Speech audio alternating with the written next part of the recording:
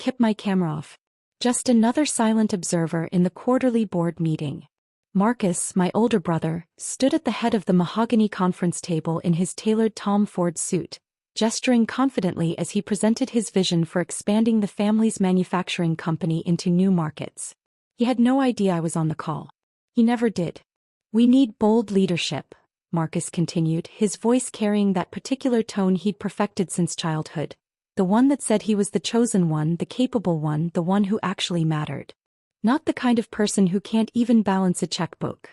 I took a sip of my coffee. Ethiopian single origin from a small roaster in Seattle. $47 per pound. I bought it by the case. Growing up, Marcus was everything. I was nothing. When Marcus was 12 and I was 9, Dad brought home report cards from our private school. Marcus had straight A's. I had A's and 1 B+ in math. "This is what excellence looks like," Dad said, holding up Marcus's report card at dinner. He put mine face down on the table. "Tegan, you need to work harder. Your brother never disappoints us." Mom nodded, cutting into her chicken. "Marcus is just naturally gifted. Some people have it, some don't." I was 9 years old. When Marcus was 16, Dad bought him a BMW 3 Series for his birthday. Midnight blue, leather interior, the works. The whole family went to the dealership to watch him get the keys.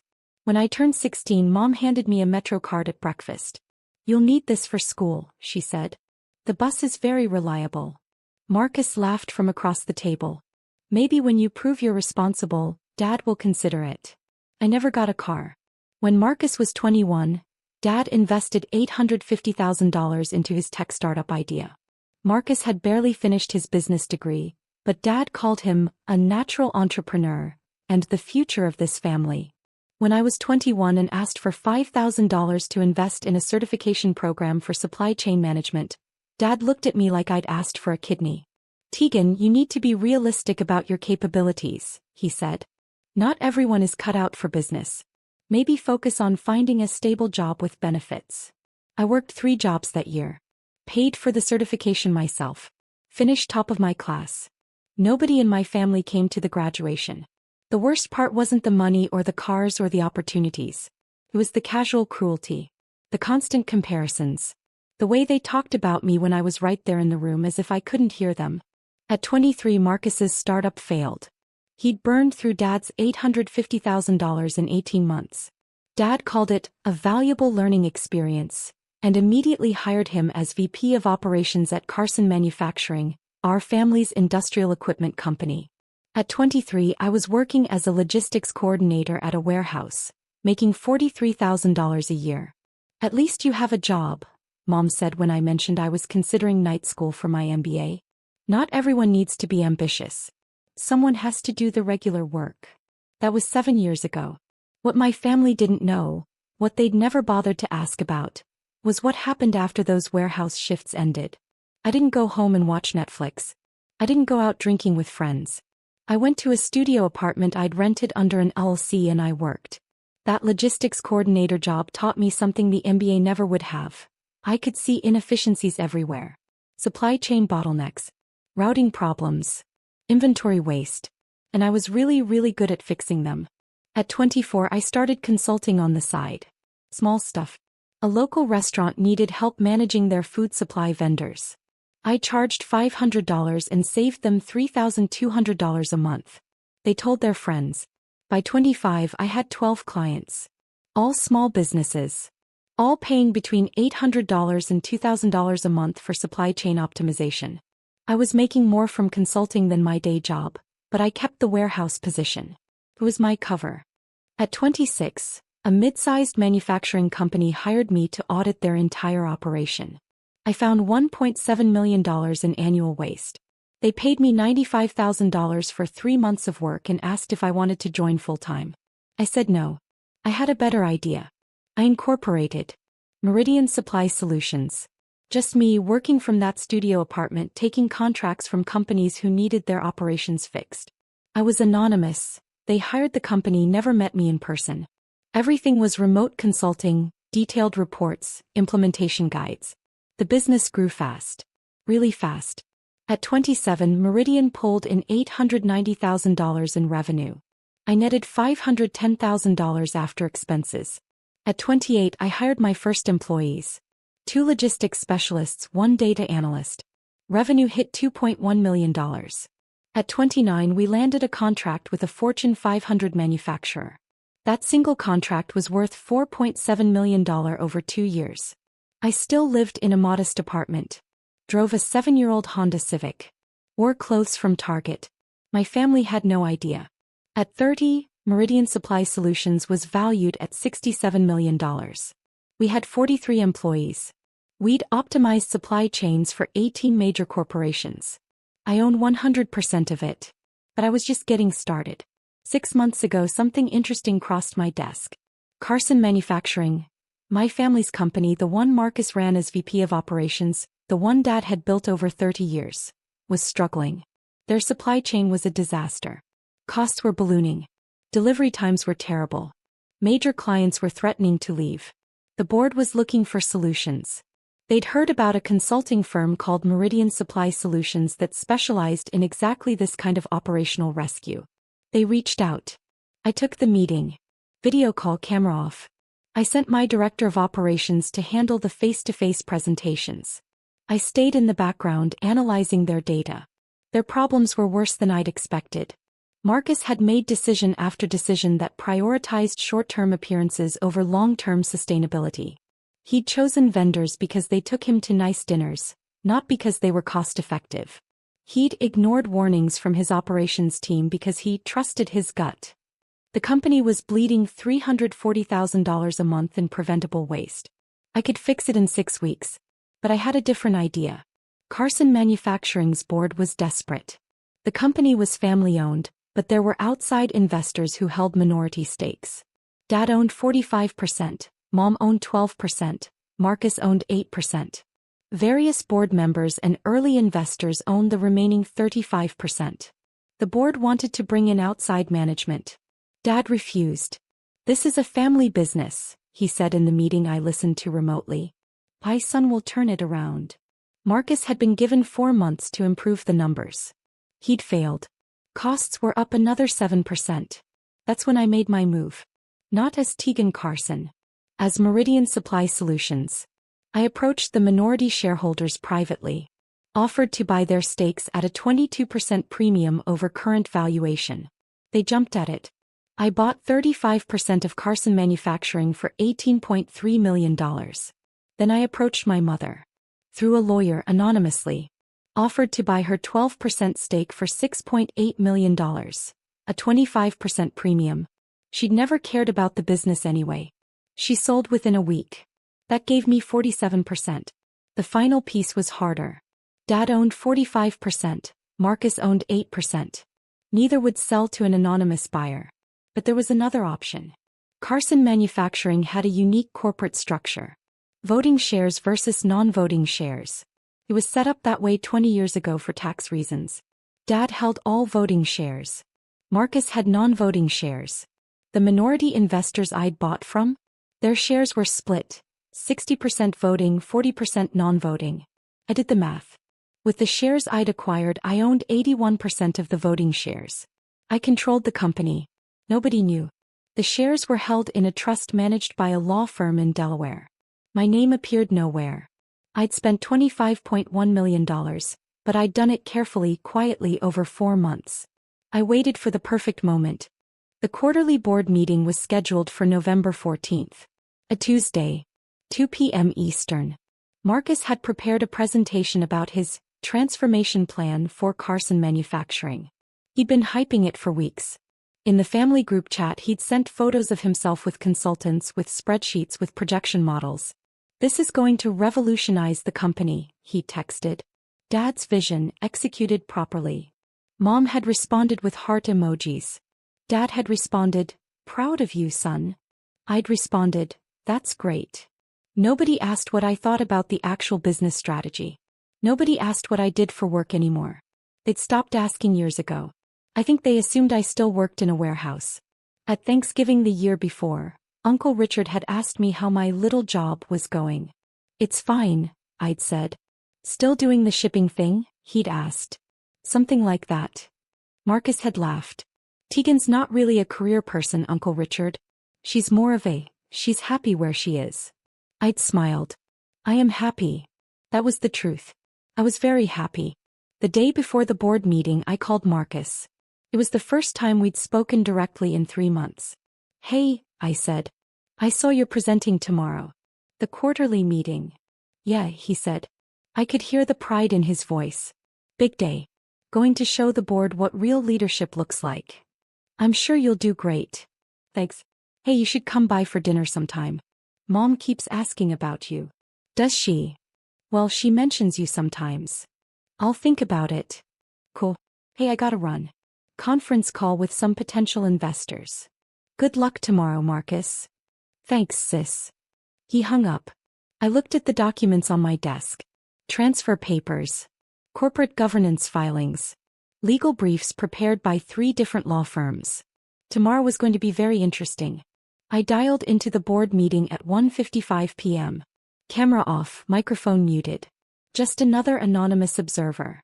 The system showed me as M. Solutions Observer. The conference room came into view. 12 board members around the table. Dad at one end looking older than I remembered. Gray at the temples now, deep lines around his eyes. He'd aged a lot in the past year. Marcus stood at the other end, a clicker in his hand, his presentation already loaded on the screen. He looked confident. He always looked confident. The meeting began with standard business. Financial reports. Operational updates. The numbers were bad. Revenue down 11% year-over-year. 3 major clients had left. Operating costs were up 23%. Marcus waited for his moment. Now, the board chairman said, we'll hear from Marcus Carson about his operational transformation plan. Marcus smiled. Thank you. What I'm about to present is going to secure this company's future for the next decade. He clicked to the first slide. Bold letters, Carson Manufacturing, a new vision. I took notes. Professional habit. Marcus walked through his plan. Consolidate vendors. Renegotiate contracts. Implement lean manufacturing principles he'd clearly just learned about. The buzzwords were impressive. The substance was thin. But the board nodded along. These were business people who wanted to believe. Who needed to believe. The key, Marcus said, clicking to a slide showing projected savings, is decisive leadership. Not committees. Not consultants. Not people who overthink every decision. A few board members glanced at each other. My father built this company on gut instinct and bold choices, Marcus continued. That's what I'm bringing back. No more analysis paralysis. No more hesitation. He clicked to the next slide. Estimated annual savings, $8.7 million. I almost laughed. The number was fiction.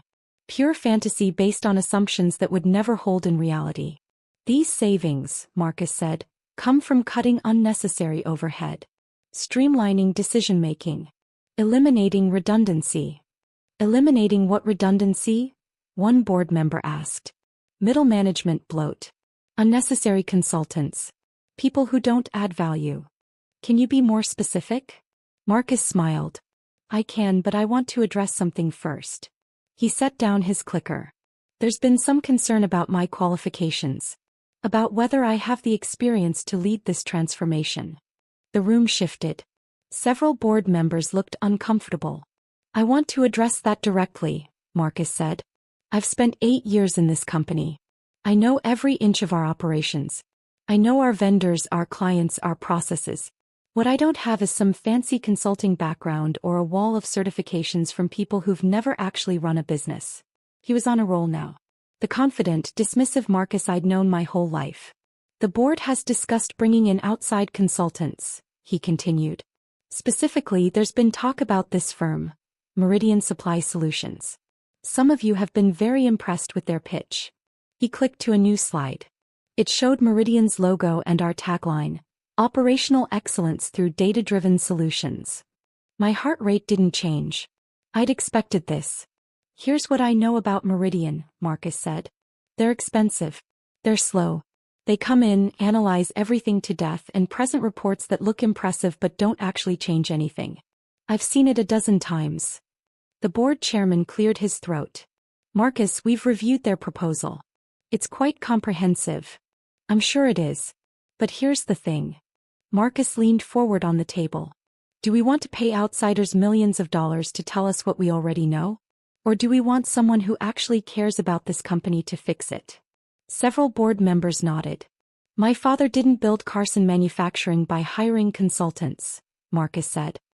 He built it by trusting his judgment, by taking risks, by being bold. That's what this company needs now. Not some anonymous firm that'll study us for 6 months and then leave. He clicked to his final slide, Carson Manufacturing, Family Leadership for a Strong Future. I'm asking this board, Marcus said, to trust me. Give me 6 months. If I don't deliver these numbers, I'll step down. But I know I can do this. This company is in my blood. Dad was smiling. Proud. The board chairman looked around the table. Any questions for Marcus? A woman I recognized as the CFO raised her hand. What about the supply chain issues? 3 vendors have threatened to terminate contracts because of payment delays. Marcus waved his hand. That's just posturing. They need us more than we need them. I'll handle it. And the client losses? Another board member asked. Clients leave sometimes, Marcus said. That's business. We'll replace them. With what pipeline? I have relationships. Trust me. The room was silent for a moment.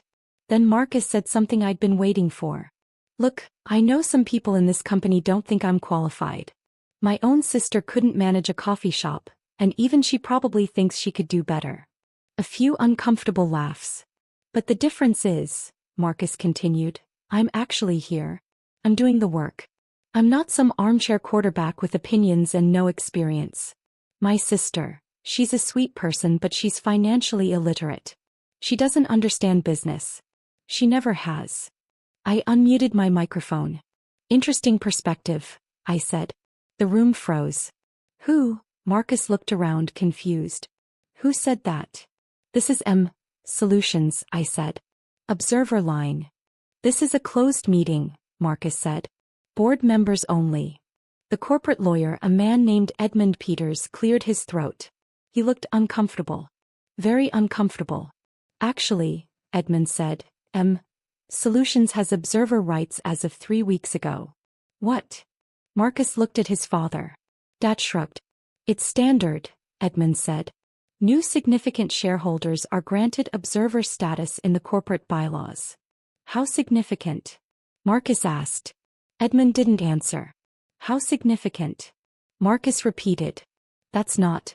We don't typically disclose. I'd like to know who I'm dealing with, Marcus said. His confident tone was cracking slightly. I decided to help. My name is Tegan Carson, I said. And I own 81% of the voting shares of this company. The room went dead silent. Marcus's face went from confident to confused to pale in about 3 seconds. He started. That's not possible. Edmund, I said, please distribute the documentation. The lawyer opened his briefcase with shaking hands. He pulled out a stack of folders and began passing them around the table. What is this? Dad grabbed one, flipping it open. Share transfer documentation, Edmund said quietly. All legally executed over the past 4 months.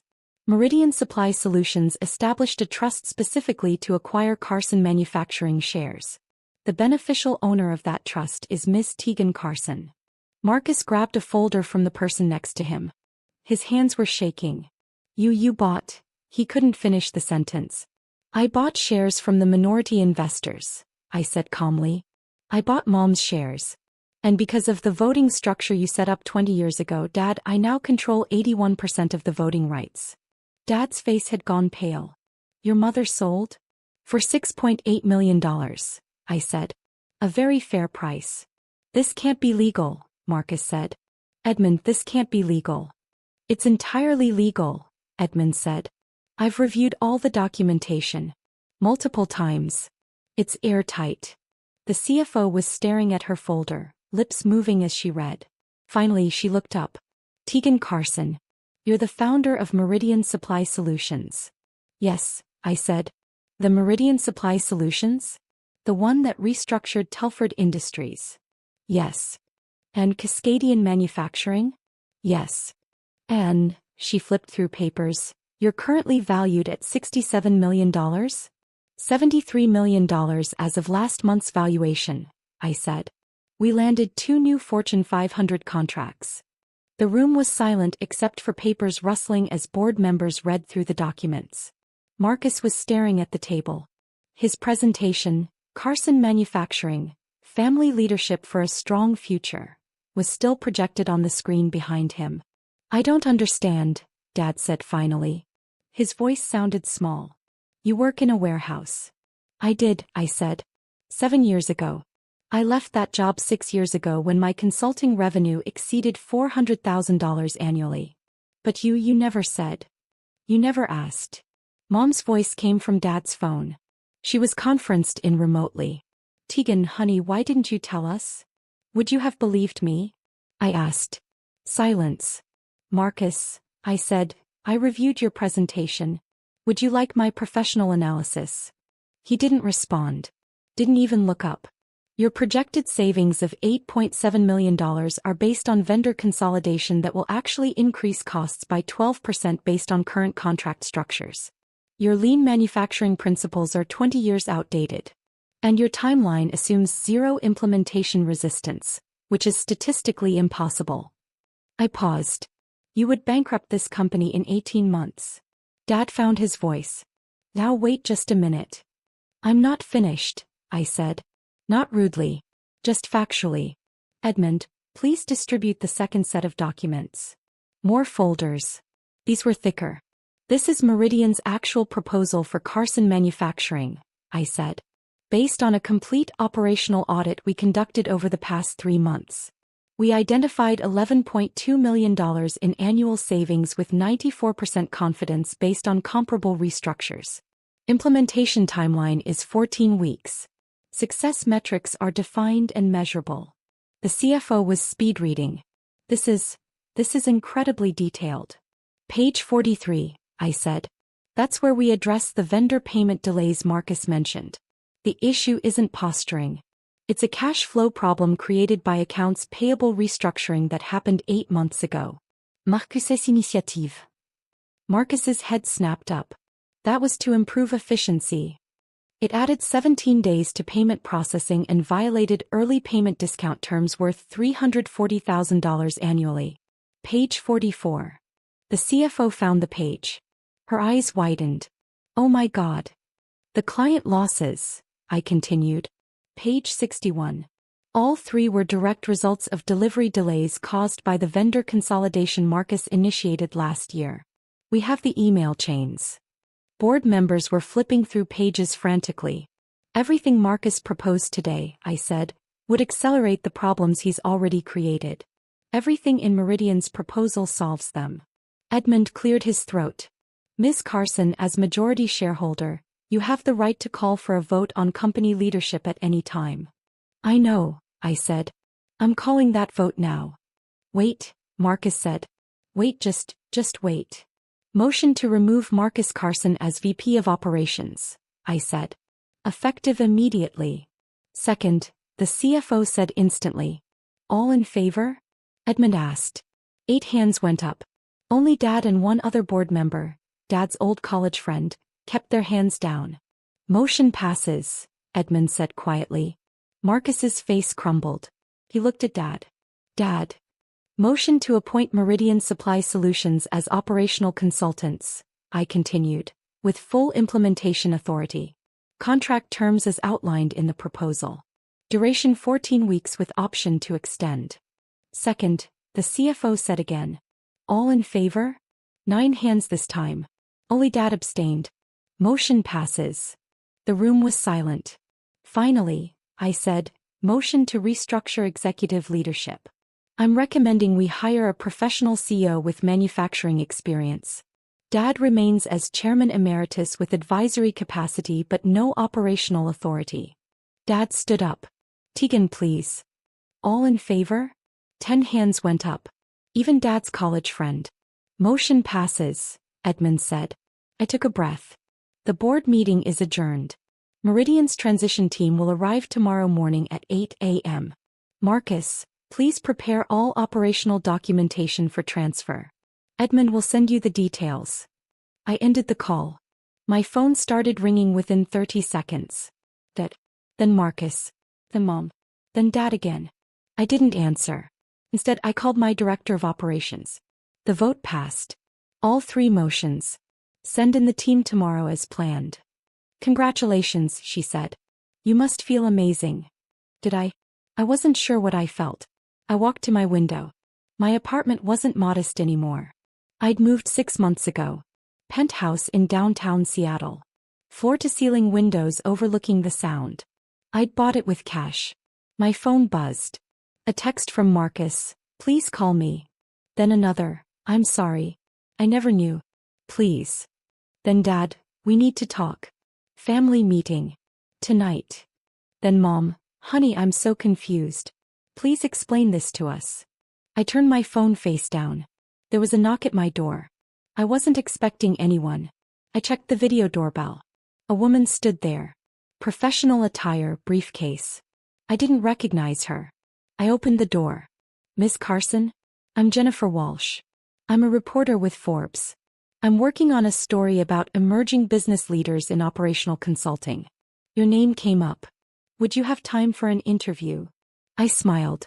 How did you get my address? I'm very good at my job. Fair enough. Give me your card, I said. I'll have my assistant reach out. He handed me a card. The story is about people who built empires quietly. Behind the scenes. I think you'd be perfect for it. I'll think about it. She nodded and left. I closed the door. My phone was ringing again. I answered this time. Tegan, he said. His voice was rough. Please. Come to the house. Let's talk about this. What would you like to talk about? You should have told us. We could have helped. We could have helped. I couldn't keep the edge out of my voice. When exactly would you have helped? When I was 9 and you told me I disappointed you. When I was 16 and Marcus got a BMW and I got a bus pass. When I was 21 and you called me unrealistic. That was just, you were trying to keep me in my place, I said. And it worked. I stayed invisible. I stayed quiet. I built everything alone because I knew you'd never believe in me anyway. That's not fair. Marcus called me financially illiterate in front of your board today. Silence. You smiled, Dad. I saw you smile. I didn't know. You never know. You never asked. In 7 years, did you ever once ask me what I did for work? What I was working on?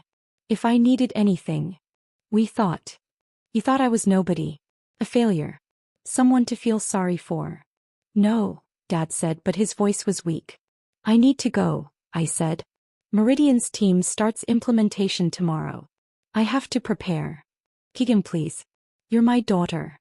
Yes, I said. I am. Remember that next time you're deciding which child disappoints you. I hung up. The implementation went perfectly. Meridian's team identified even more savings than projected, $13.1 million annually. We renegotiated vendor contracts, restructured the supply chain, implemented new inventory systems, and trained the entire operations staff. Carson Manufacturing's quarterly numbers came out today. Revenue up 8%. Operating costs down 31%. 2 major clients had returned. 3 new clients had signed. The board sent me a formal thank you letter and a bonus check for $980,000. I donated the check to a scholarship fund for women in supply chain management. Marcus sent me an email last week. Tegan, I know sorry isn't enough. I've been thinking a lot about how I treated you. How we all treated you. You deserved better. You deserved support. Instead, we gave you nothing but criticism. I'm starting therapy. I'm trying to understand why I needed to tear you down to feel good about myself. I don't expect forgiveness. But I wanted you to know I see it now. I see what we did to you. And I'm ashamed. Marcus. I read it 3 times. I didn't respond. Mom called yesterday. Your father wants to have dinner. All of us. To talk. I'm busy, I said. Tegan, we're family. Family is supposed to support each other, I said. Not compete. Not compare. Not dismiss. We made mistakes. You made choices, I corrected. Choices to believe Marcus over me. To invest in him and not me. to celebrate his mediocrity and criticize my excellence. Those weren't mistakes. Those were decisions you made every single day for 20 years. What do you want from us? Mom asked. Her voice cracked. Nothing, I said. I don't want anything from you. I built a life without you.